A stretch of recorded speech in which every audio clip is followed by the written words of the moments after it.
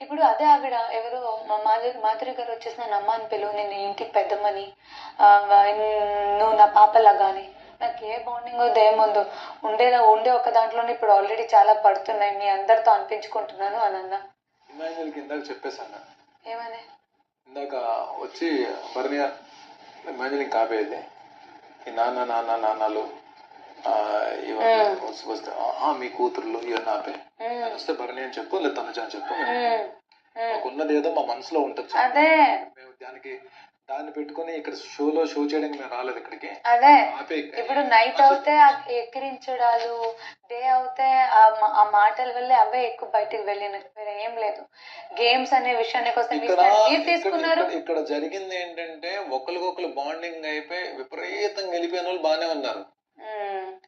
నేనేంటి తిన్ని పాపం కొన్ని ఫిజికల్లీ ఒక్కొక్కసారి కొన్ని చేయలేదు, కొన్ని వీక్ నిలబడిన దానికి. ఇప్పుడు నా దగ్గరకు వచ్చి విషయం క్లారిటీ ఉన్నప్పుడు వేరే వాళ్ళది నాకు మిమ్మల్ని మళ్ళీ నీకు అర్థం కావట్లేదు చెప్తుంటే. నీకు వేరే వాళ్ళు మీకు అది ఉన్నప్పుడు నాకు అది ఉండదా? మీకు అది ఉన్నప్పుడు నాకు ఉండదా? నన్ను అంటే పర్లేదు, మిమ్మల్ని అనుకోవడం నాకు ఉండదా? ఇప్పుడు మీ సైడ్ నుంచి ఆలోచిస్తారా? ఎన్నిసార్లు చెప్పాలి నేను కూడా? ప్రతిసారి మీరు చెప్పింది వినాలి, మీరు చెప్పింది అర్థం చేసుకోవాలంటే ఎలా? నాకు ఉంటుంది కదా, నా వల్ల మీకు ఎఫెక్ట్ అవుతూ వచ్చిన రోజు నేను ఎందుకు ఏడ్చాను? నా వల్ల మీ గేమ్ ఎఫెక్ట్ అవుతుందో నేను అందరిని ఎందుకు అడిగాను? మీకు అవ్వకూడదని. మీకు ఎలా అయితే ఫీలింగ్ ఉంటుందో నాకు ఏం ఎఫెక్ట్ అవ్వకూడదని, మీ వల్ల నాకు అదే ఉంటుంది. నేను నా గురించి నేను మొత్తం సెల్ఫిష్ గా ఆలోచించుకుంటే నేను ఎందుకు పడతా?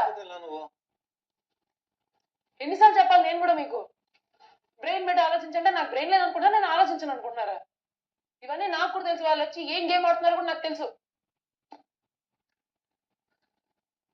నా వల్ల మీకు ఏ సైడ్ నుంచి ఎఫెక్ట్ కాకూడదని నేను ప్రతి మనిషిని వెళ్ళి అడిగాను. అక్కడ మాదేనా తప్పుగా వెళ్తుందా, లేదంటే ఏంటి ఎక్కువైపోతుందా, అది అని చెప్పి నేను అనుకున్నాను. ఐ కంప్లీట్లీ అండర్స్టాండ్ దట్ మీ వల్ల అందరూ మమ్మల్ని టార్గెట్ చేయడం వద్దు అని, మీ వల్ల మేము బ్యాడ్గా అవ్వడం వద్దు అని, మీ వల్ల మా గేమ్ పాడవుతుందనే సైడ్ నుంచి మీరు ఆలోచిస్తున్నారని నాకు తెలుసు.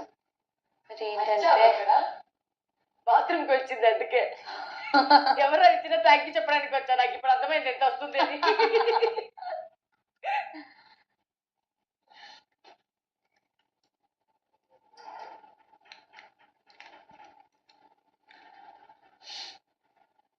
అండ్ ఇక్కడ ఇంకొకటి ఏంటంటే నాన్న, it's not only about you and me or దివ్య.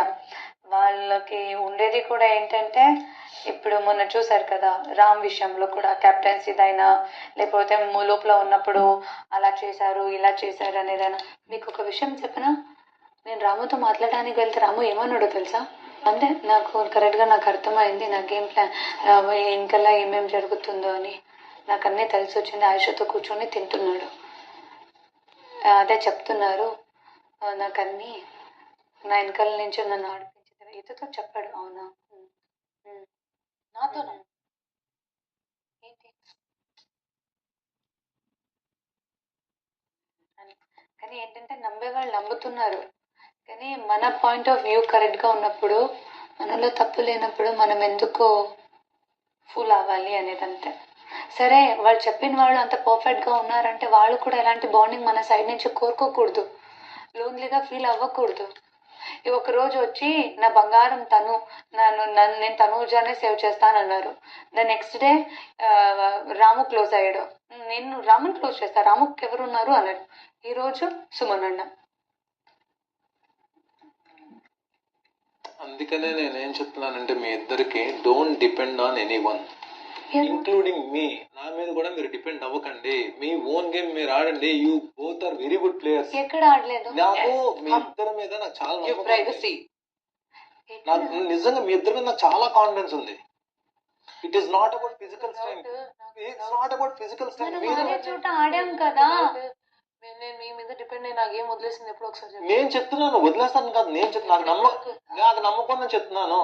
నాకు కూడా ఉంది.